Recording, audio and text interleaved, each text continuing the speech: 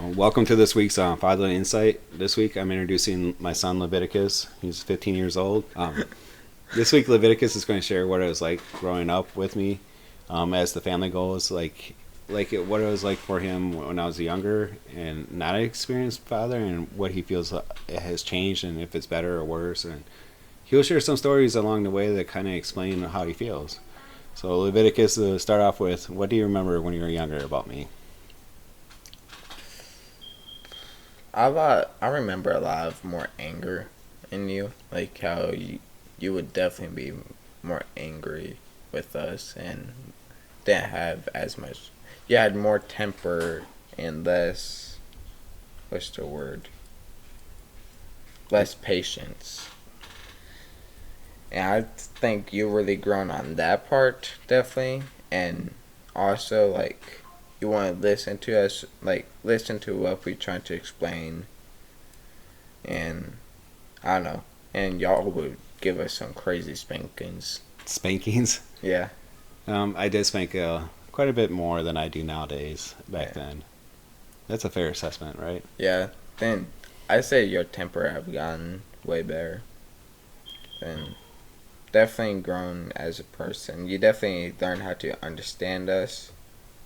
Um, think you watch more books, not watch, listen and read more books on how to be a better father, and learn from your childhood how you did not want us to be raised. And I think you definitely did a better part with that than.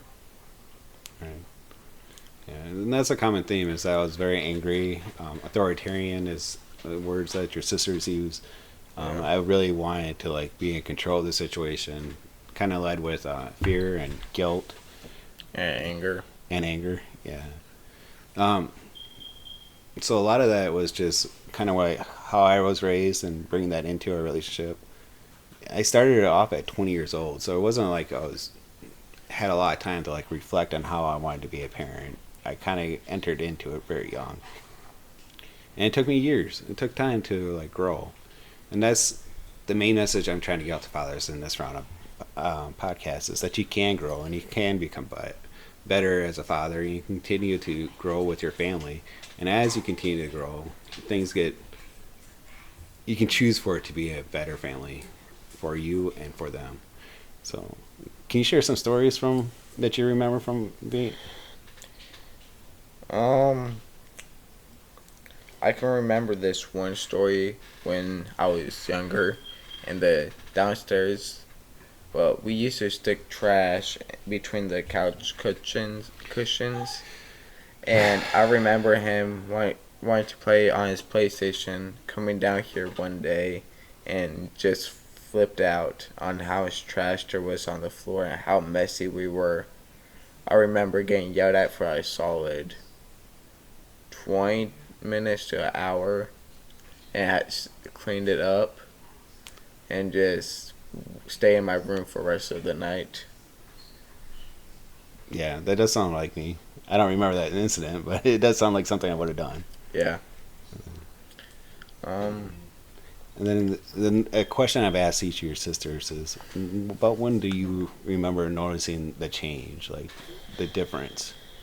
I mean, the difference, of course, was coming over time. It was not necessarily one time, but I think each kid can reflect at least one memory in which they said, "Oh, this is a different type of father." So I'm going to say one that I slowly starting to grow was, um, one night you were, I think, drunk or something, and the cabinet fell on me, and not like the full cabinet, but like I went to it would put away dishes and everything like fell on top of me and something's broke and you just got really mad and you thought I did it on purpose. But then you didn't stay mad. You walked away, took a sec, then you came and helped us clean it all up. A moment that I remember you changing from that moment was there was this other time where I'm pretty sure me, Brantley, and Bailey got all in a fight, and instead of just yelling at us, you like put us apart and actually talk to us about and asked us why we were fighting. Then of course you found out who was in the wrong and you punched them. And punched him? No, punish them. But yeah, that's what I remember. So we'll be easy on Levitykus. He just learned how to speak last week, so. More like 3 days. Levitykus does have some, Speech impairment. yeah, we'll call it speech impairment. Impairment. He's great at communicating if you can understand what he's saying. And I think it's fair to say that the theme of my changes with you was that I started communicating more and allowing you guys to communicate back. Yeah. What memories kind of reinforced that idea that I had changed my parenting style, or I had grown out of that angry stage? The one thing I hated the most, scream-free parenting. That sucked, because I was so used to y'all just screaming at me, and y'all just wouldn't scream at me, because y'all would like actually talk or like not get mad when I was used to at the point of y'all getting mad at me. Then I just shrug it off. It was easier to kind of deal with the angry version of us than the one that wanted you to think about what you were doing. Yeah, that one drove me crazy. Screen-free parenting. You know, I don't even think of screen-free parenting being a major factor in how I grew up. I always look at like 7 Habits and some of the other books that we kind of did throughout the years in leadership, and I kind of applied those.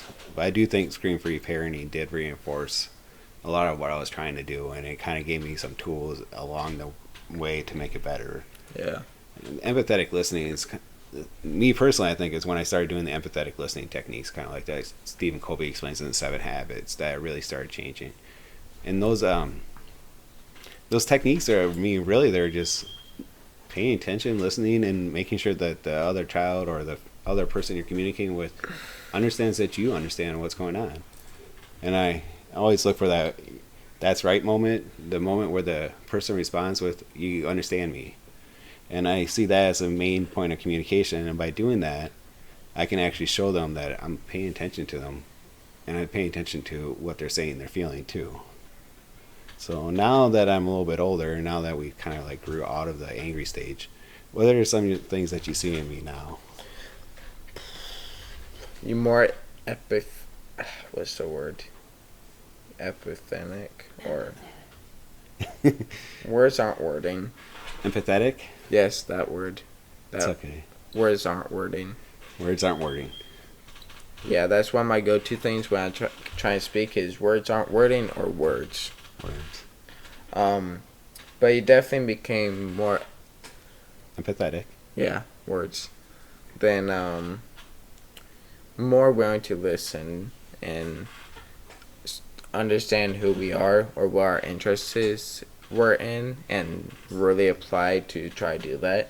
Like for the longest time, I just want to play video games with you, and didn't recognize that until like I got into football. Then we started playing Madden franchises together.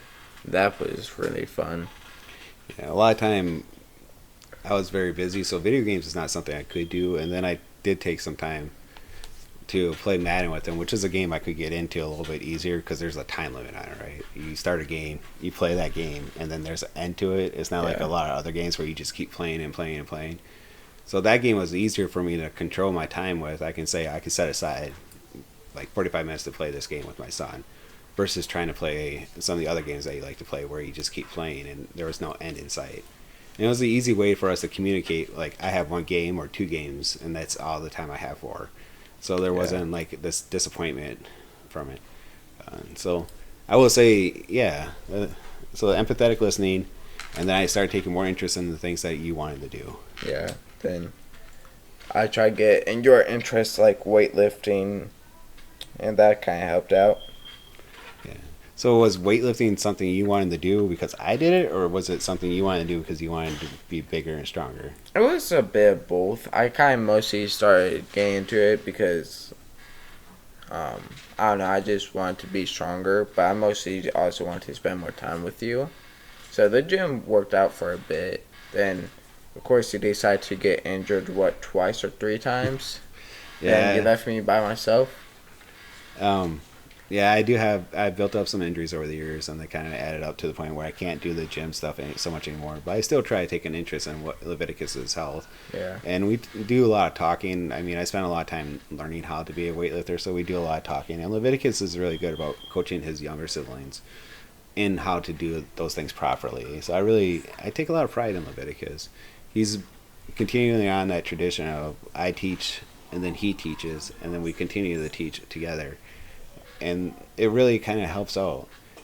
Another thing that I've really been working on stewardship with Leviticus because he really takes an interest in being a business type entrepreneur, or he wants to do something where he can actually help himself. So I take a more of a stewardship approach with him. It doesn't always work out in our favor. Like with chores, not so great, but when it comes to like his football and his weightlifting and all the other things that he's really interested in, he really is taking on that ownership, and he takes the small things that I teach him or show him, and he really kind of builds on it, and he keeps getting gain returns. Can you kind of explain what that feels like to have that responsibility given to you to be in charge of your own? You feel, personally, this is how I felt and thought. You feel like you want to do it more because you're not having a parent nag on you to do it. You got the freedom to do it, and when you want to do it and actually want to push yourself. So like in the gym or becoming a better football player, sometimes I just want to push myself to do it. Of course, some days I don't want to do it, and of course I feel like that, but I want to do it more often than when your parents are badgering you about doing it because you decided to not listen and get in trouble. Then you don't even want to do it at that point.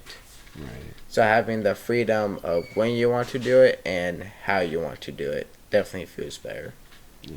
And easier. Yeah. I mean, and I think it's paid dividends. So right now, we're looking at you entering your sophomore year. He has an opportunity to like really play a significant amount of varsity. He played a little bit of varsity last year, and then there's other times that he's really excelled. As far as playing JV last year, you statistically one of the best players on the team on defense, and he made the most of all his offensive opportunities. His yards per carry, I think, was much higher than anyone else. My blocking was excellent. His blocking, if by on the film, his blocking was far better than I would say anyone else on that team, to include the offensive lineman. I mean, he really put a lot of work into it, and he continues to put a lot of work into it, and he continues to show that stewardship, that kind of like I'm going to take care of this myself.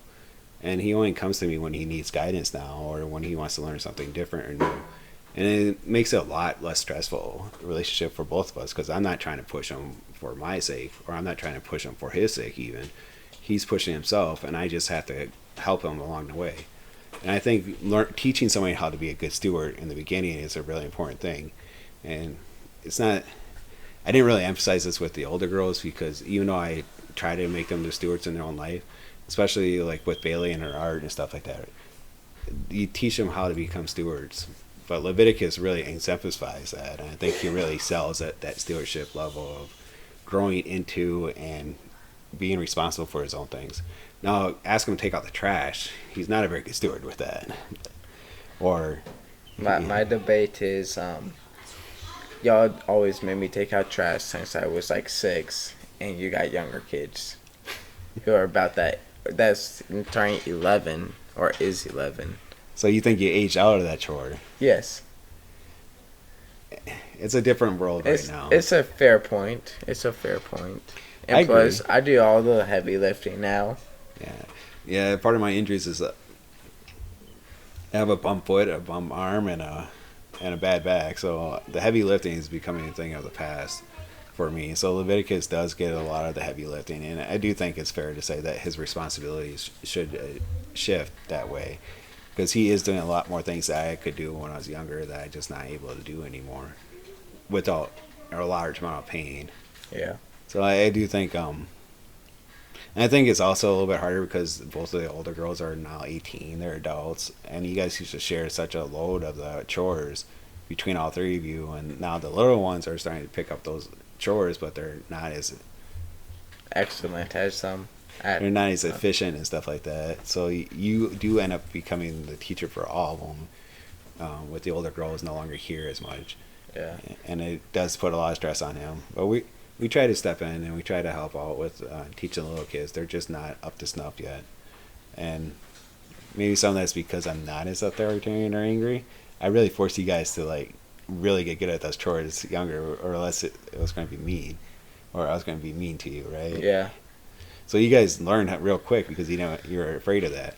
But at the same time, I don't think that made them into better children, because now that when I ask them to do those chores, you don't feel good about it because you remember it kind of reminds you of all those bad times. So I think that's really on me in that sense that, you know, the things you do today are going to affect the way that other people feel tomorrow. Yeah. And maybe he'd be better steward at taking out the trash had I made it more about stewardship in the beginning than about not the fear of me putting my foot up your butt. The type of kid I was, I think it helped me more than trying to talk to me. You always were a tough kid. I mean, always were kind of hard-headed too. But So a bit more than a bit. But one thing you always had was high integrity and high honesty. And that's something I've always kind of been proud of a little bit, because he couldn't lie if he wanted to when he was younger. I mean, he tried sometimes, and it was like immediately you could tell because he'd get all jittery, and like there was no good lying. He never learned that skill.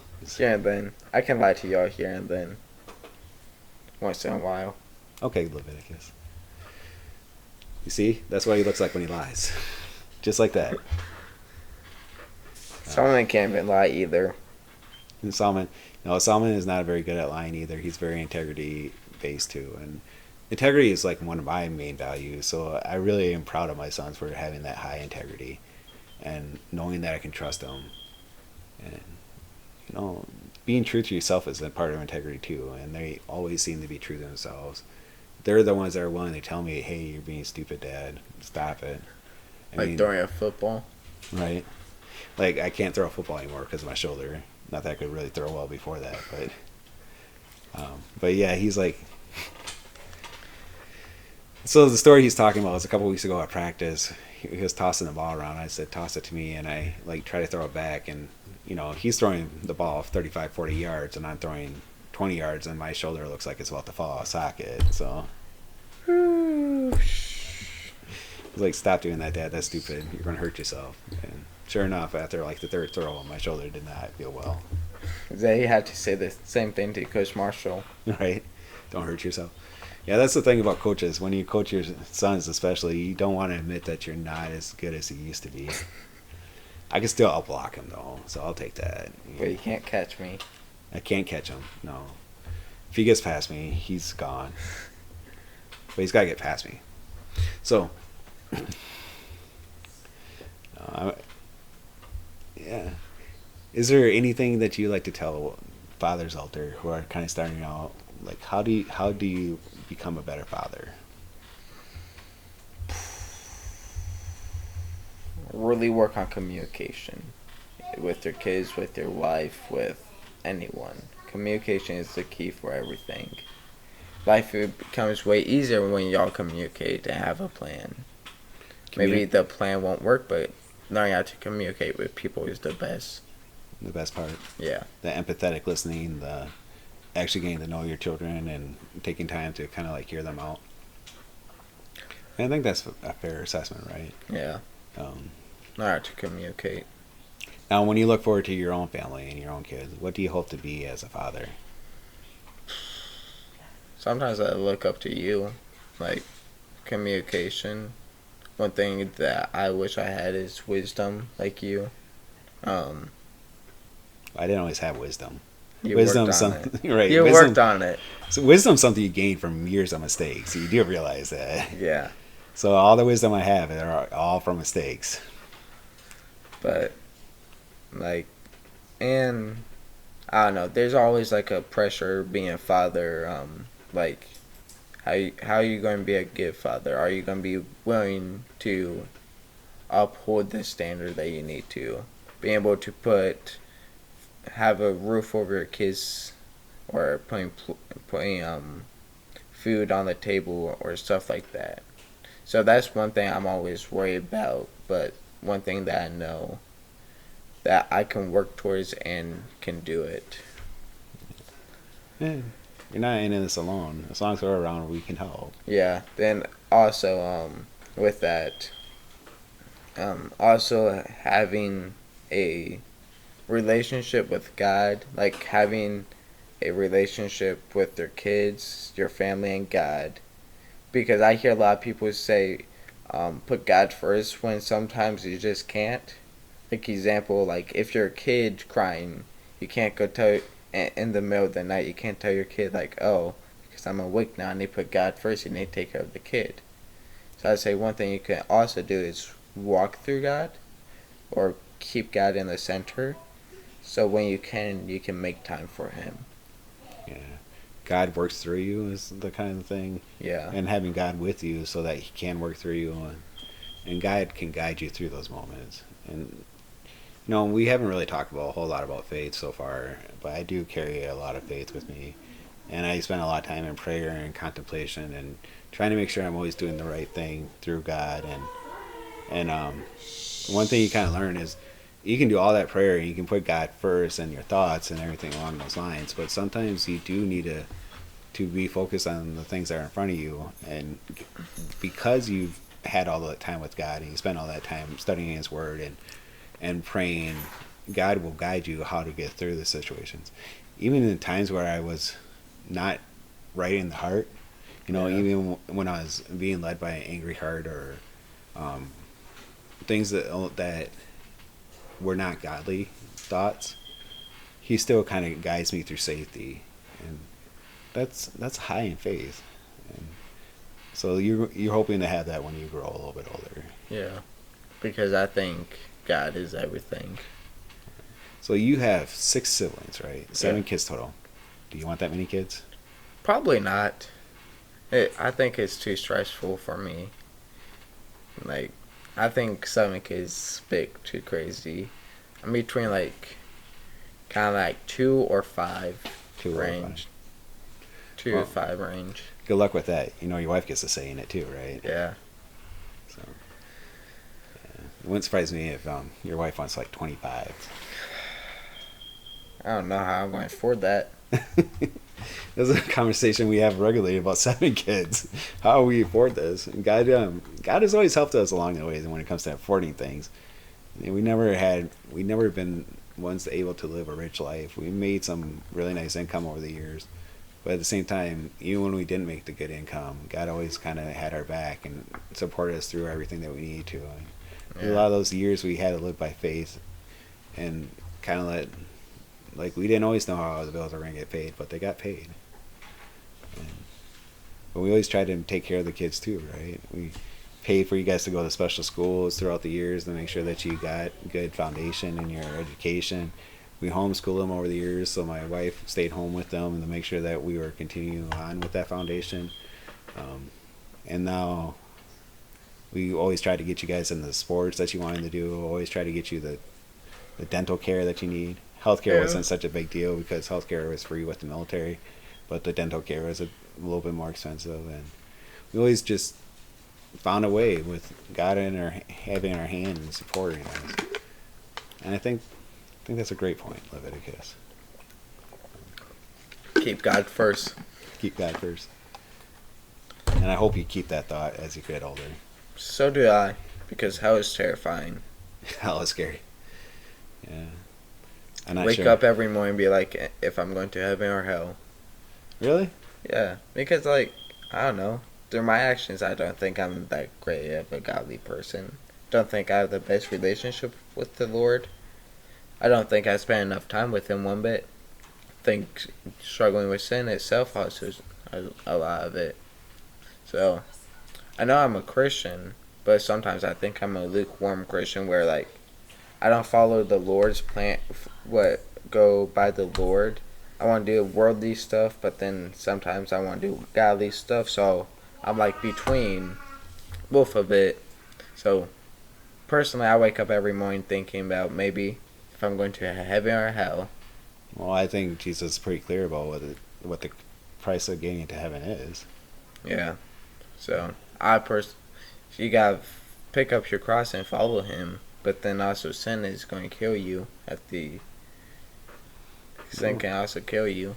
Right. And that's the truth of human nature, is that we're all going to sin. Yeah. And the only way to have our sins forgiven is by believing Jesus Christ as our Lord and Savior and asking for forgiveness and repenting. And even He says 7 times 70 forgive a man, right? That's Jesus' words. And I believe that He speaks truth about what He does versus anyone else. And 7 times 70 it's really the infinity amount of times. How many times you need to, you forgive them and you allow them to continue to move forward. And I think as long as you keep your heart chasing after God, even if you do sin or trip up or fall, He will help pick you up and He'll forgive you for your sins. I don't think you should have to question whether or not you're going to heaven or hell. I think the question is, how obedient can I be with God, and how when I get to the end, will He say, "Well done, good and faithful servant"? I think that's the real desire. Yeah. For me, I'm more scared of going to hell. But I'm just scared of going to hell. Because the Lord is. But hell is horrible. You can't beat it. You're in there all eternity. But heaven, we don't know what heavens look like, and we can't even imagine how great heaven is. In the same sense, a lot of things that we know about hell and heaven are through visions and not through people actually being there, right? Yeah. And so when we read the Bible, a lot of it is symbolic, and we don't know what either one is going to be like. We just know how it's bad. Right? And heaven is good. And that in itself, though, I think as long as you keep your heart after God, you're going to be just fine. Yeah, sometimes I do wonder if, like, I know the Lord is King, but sometimes does come the thought if heaven or hell is wrong. But at the end of the day, what's the worst thing that can happen? It's not true. Okay. Okay. I mean, did you know you can't have faith without doubt? Yeah. I mean, by definition, faith is believing into something that you can't prove is true. So you can't have faith without doubt. And I think it's important to recognize that. And choosing to follow God's example and choosing to be in God's heart is an act of faith. It's an action that you do that kind of leads you along the path of being a good Christian. So even having those doubts doesn't make it a sin, and doesn't mean that you're going to go to hell. But just following or having those doubts are a very natural and normal thing for every human to have, even those that are godly Christians. But continue to act out in faith is the important part in this situation, right? And, the enemy's always going to attack. They're always going to give us those feelings of doubt and those ideas. That's where faith comes in. That's where grace comes in. God is going to give us both. So. Yeah. Yeah. Well, I hope I put you a little bit at ease. Sometimes I just listen. Listening's easier than talking. That's one thing I've learned a lot throughout my years. Because I used to rant about things and not listen to people. Now I listen more than I talk. Depending who I'm with. You can learn more if you listen. I would like to say it's because I show him the example of what empathetic listening can do, and he applies it on a regular basis. It definitely did help a lot. But I also learned it through my own experiences. Good. Then there's something called being too empathetic. Mm-hmm. Oh, definitely. You can be too empathetic, or you can be too sympathetic too, right? You can start taking feelings away from people, or you can start owning feelings that are not yours to own, and are taking too much time to understand other people and not really understanding who you are yourself. And then all those actions can be very damaging. There's got to be a balance, always a balance. And I think that's an important point that not enough people make, is that you can be too empathetic. You can spend too much time worrying about the feelings or the thoughts of other people that you're not actually being true to yourself. Yeah. So. Good thoughts. You live and you learned. So apparently my son is getting a little tired, because he doesn't sleep. That basically wrap it up for this week. To kind of recap what we talked about. We kind of talked about a little bit about how Levitykus saw me as an angry person as a younger father, and then as I grew with the family, as we all grew together, I became more empathetic, more working on my communication, and he thinks that communication is the basis of a really good father-son relationship. Even a relationship. And then we kind of talked a little bit about the fear of going to heaven versus hell, and my ideas, or at least my beliefs, and what faith is, and that the worry should not be so much in if you're going to heaven or hell, but just following God's heart and trying to earn that well done, good and faithful servant in the end. I don't know. What else did we talk about? I don't know. It's all right. If we talked about anything else, Football, we talked gym. about football, gym, yeah, stewardship. We talked about stewardship. That's what else we talked about. We talked about stewardship and how raising your children to be good stewards, even if it's not in everything they do, at least in the things that they care about. It kind of helps them build up their own responsibilities and help them to build up their own character. And I think that's about it. So with that, Levitykus, what would you like to say to our audience before we leave? Keep God first. Keep God first. All right. Can't live life without God. Well, you can. Well, you can. It's not smart. Not smart. Not smart to live a life without God. I think my life would be a lot scarier if I lived without God. I can rely on God through my hard times, and very much so. And it just always can have that faith that even though I'm not feeling the best, He's there for me. So. Yeah. And then, you want to say goodbye? Oh, y'all have a great night. I'm probably going to bed, so see y'all. All right. Have a good night, everyone.